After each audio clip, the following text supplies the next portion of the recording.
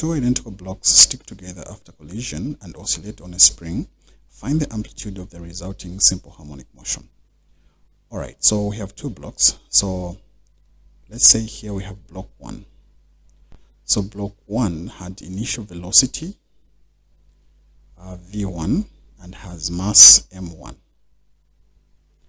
The final velocity will be v1 prime. Then we're going to say this is block 1. Block 2. So suppose block 1 came into contact with block 2, which was at rest. It means that it has initial velocity given as 0, but it has mass 2 and it has final velocity v2 prime. So we know that if momentum is conserved, then the sum of the initial momentum is equal to the sum of the final momentum. So that is velocity times mass. So mass 1 times velocity plus mass 2 times velocity. This is equal to mass 1 times velocity 1 prime. Then mass 2, velocity 2 prime. Now remember, v2 is 0.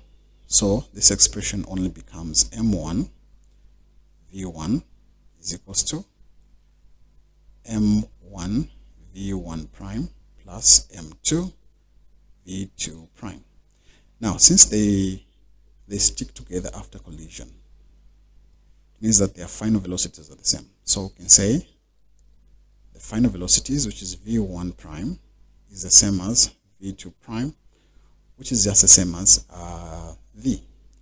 Also, the two balls are identical, so it means that mass 1 is the same as mass 2, which is just the same as m.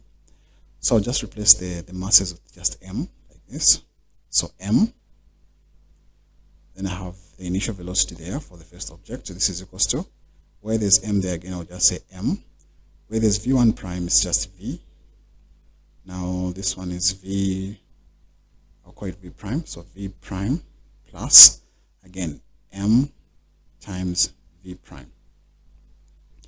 So the masses are the same, so masses will cancel out throughout, leaving us with initial velocity is equals to 2 times the final velocity, like this. So final velocity, which is v prime, is equals to initial velocity divided by 2. Alright, now for the second part of the question, we're told to say they oscillate on a spring. And remember, we're looking for amplitude. So we need a formula connecting amplitude and velocity. So the formula we're going to use in this case will be the formula for the maximum speed. But before we come to that, remember, omega is equals to the square root of k over m. Now, since we have two objects, then this will become omega is equals to k over 2m, because they stack together and the mass of each is m. So that is m plus m, giving us 2m. Now, we said maximum velocity, in this case, which is our final, is equals to amplitude times omega. So if I make amplitude the subject of the formula, it means that the amplitude is equals to the velocity divided by omega. So amplitude is equals to, now the velocity, we're going to use this expression that we have here.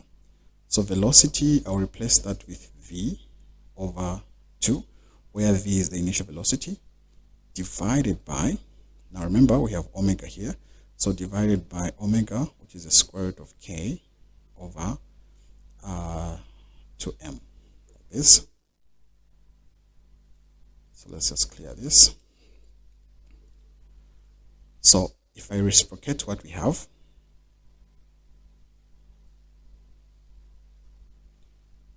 then it means that amplitude is equals to v over 2 multiplied by the square root of 2m divided by k. Okay. So now amplitude in this case will be equals to v multiplied by 1 over root 2 squared multiplied by the square root of 2m over k. Now, this parameter that I've introduced, let me do it like this so that you understand it better. I want to push the 2 into the square root. So to do that, I will square it like this. And we know that what can cancel a square is a square root. Let me have it like this instead. So the square root of 2 squared is what? Is 4. So this is v multiplied by the square root of 2m divided by, now here we have 2 squared giving us 4k, because this 2 squared that you see here, these 2 and this expression are just the same, because the square root of 2 squared is 2, which is that 2 that we have there. So if I push it into the square root, I'll have that expression. So here, I'll just say the 2 cancels the 2. So A, amplitude, is equals to the velocity multiplied by the square root of m divided by 2k. So there you have it. The amplitude is given by this expression.